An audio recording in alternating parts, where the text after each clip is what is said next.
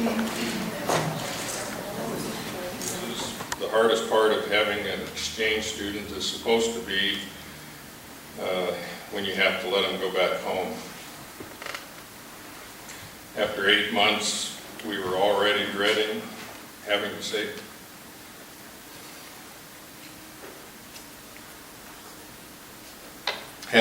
goodbye to Diren. To have it end like this is just so hard for us to deal with, and I can't imagine how Diren's parents and family can deal with this. During his time in the Missoula County Detention Facility, we've been monitoring phone calls between him and his wife, and over their various conversations, he seems to relish in the notoriety of being a murderer, commenting how other inmates treat him and how they respond around him.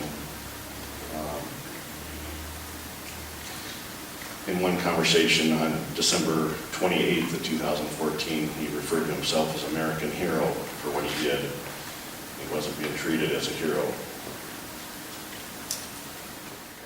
I can say nothing to Diren's family that will make the tragedy any less sad or any less tragic. My heart breaks for your family and the pain that you all feel. You just told the judge, my heart breaks for your family and the pain you all are feeling. Is that Actually, I told Mr. Dede. You told Mr. Dede that? I was portraying that to him, yes. Okay. And just a couple days ago, you were actually on the phone with Markus, right? I speak to him several times a day. Talking about reimbursing them for the funeral expenses for their son. Is that right? Sure. And you said, we aren't paying for them to ship their own dirty rat son back. I don't know what I said. I have no further questions.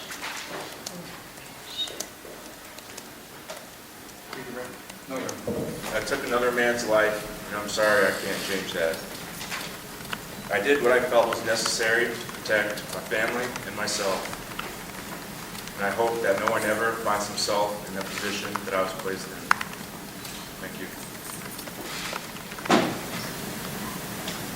Your family was aware enough that Janelle Flager sent out an email to all the neighbors to close your garage doors, that there's burglaries going on. But instead, you open your garage door to entice young people who foolishly are making trespasses or burglaries.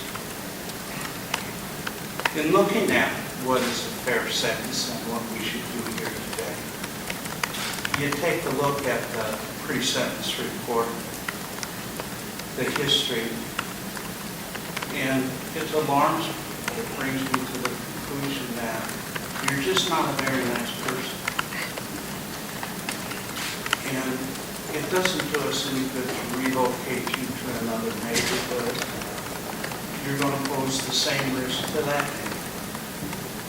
You can suffer all the anxiety in the world, but it doesn't excuse the anguish that you cause. And anxiety isn't an excuse for doing what you do. You didn't protect your residents. You went hunting. When things started breaking, it was, to quote someone, showtime. And here you have a 12-gauge shotgun that's loaded against the hall door, not to protect your family, but to go after someone. And go after someone you did. And no one questions that Diren Dede went into your house and went into your garage and was committing a burglary or going to commit a theft. But for what? You're going to kill a kid for stealing a can of beer? You're not killing to protect your family. You're killing because you're angry that someone stole the grass a week before, 2 weeks before. You're angry at the world, and it's evident in your behavior. You go into a public place and use the language that you use, that you're going to kill kids, or see it on the news. Well, aren't you be proud of yourself for comments like that?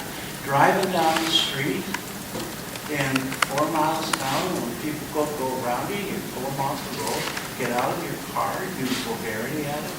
When you're younger than that, you're in high school, and you intimidate some young man where you make him kneel down and you urinate on him, that ought to tell you a little earlier than this that maybe you have some problems. The dilemma I have is, where can we trust you against society? And it's evident that we can't trust you for quite some time.